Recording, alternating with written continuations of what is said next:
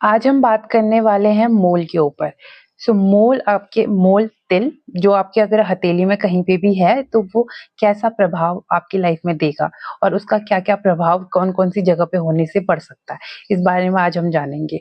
और पर ये वीडियो शुरू करने से पहले मैं आपको बताना चाहती हूँ कि तिल जो बाय बर्थ होता है वो उतने इफ़ेक्ट नहीं शो करता, उसके उतने प्रभाव लाइफ में देखे नहीं जाते हैं।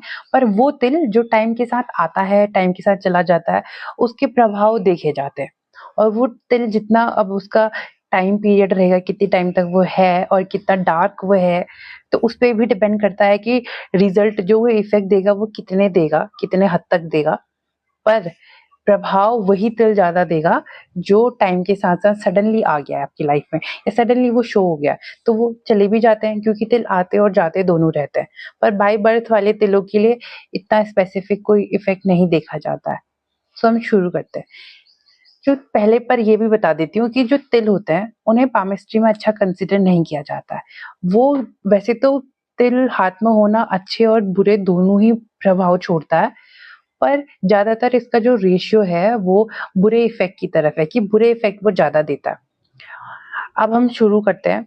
अगर आपकी हथेली में, थंब में आपके थंब में मोल है, तिल है, तो ये इससे ये पता चलेगा कि ऐसे लोगों को अपोज़िट सेक्स मतलब अगर कोई लड़का है तो लड़की की वजह से या कोई लड़की है तो उसे लड़के की वजह से उनकी लाइफ में दिक्कत आ सकती है। या ऐसा हो सकता है कि वो उनकी शादी, रिलेशनशिप इन चीज़ों में भी उनको प्रॉब्लम फेस करनी पड़ सकती है किसी थर्ड पर्सन की वजह से। सो ऐसे में आपको सतर्क रहना चाहिए। ये आपको खुद कॉन्शियसनेस बढ़ानी पड़ेगी कि आप अगर आपके हाथ में ऐसा कुछ है तो आप एक खुद ही किसी से ज़्यादा नज़दीकियाँ ना बनाएँ, अगर आप किसी से कमिटेड ऑलरेडी हैं तो। क्योंकि आपको इस बात का ध्यान देना पड़ेगा। और अगर आपके इंडेक्स फिंगर में तिल है और ये भी डिपेंड करता है कि यहाँ पे तिल है या यहाँ पे है या यहाँ पे है, तीनों ही जगह अलग-अलग प्रभाव देता है। पर जो ऊपर वाले पर्व होता है ना, इसे हम पर्व कहते हैं, तो सभी फिंगर्स में ऊपर वाले पर्व में तिल अच्छा इफ़ेक्ट देता है, पर बाकियों में ये अच्छे प्रभाव नहीं देता है। सो अगर इंडेक्स फिंगर में है, तो ऊपर है तो इंसान की लीडरशिप क्वालिटी तो अच्छी करेगा, पर अगर नीचे कहीं पे है, तो ये इंसान को इगोइस्टिक भी बना देता है। इनको पढ़ाई का तो बहुत ख़्याल रहता है, पर इनमें घमंड भी आ जाता है। तो ये आपको घमंडी मिडल फिंगर में तिल है, अगर सबसे पहले वाले पर्व में तिल है, तो ऐसे लोग दूसरों के लिए बहुत लकी होते हैं। अगर इन्होंने आपको कोई एडवाइस दे दी, तो आपको उसी एडवाइस से अगर आप काम करेंगे, तो आपका बहुत प्रॉफ़िट होगा। क्योंकि ये दूसरों के लिए जो बोलते हैं, वो बहुत उनकी जो बोली हुई बात होती है ना, वो बहुत काम आती है।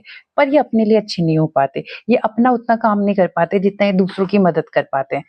और अगर आपके मिडल फिंगर में सबसे नीचे वाले पर्व पे तिल है या यहाँ पे तिल है, तो ऐसे लोगों को एकदम से सडनली वेल्थ लॉस भी देखा जाता है इनके पाम में।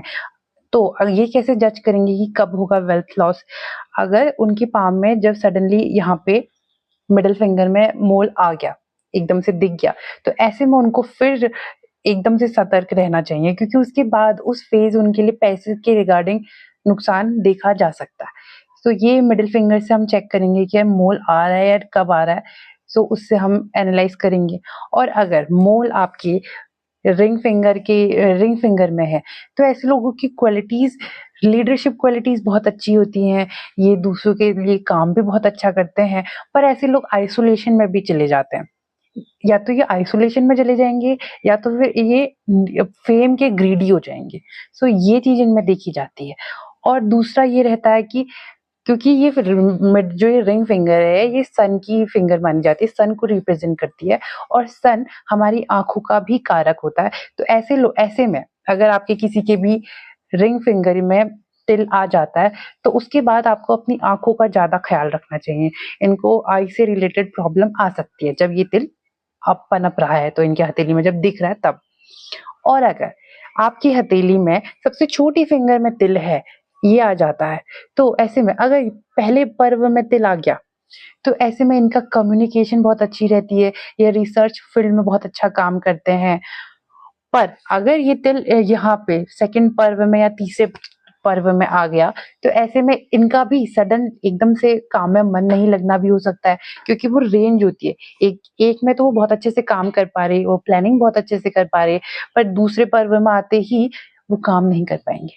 वो प्लानिंग बहुत अच्छी करे, पर जब एग्जीक्यूशन की बात आती है तो वो नहीं कर पाते, उनका काम में मन नहीं लगता।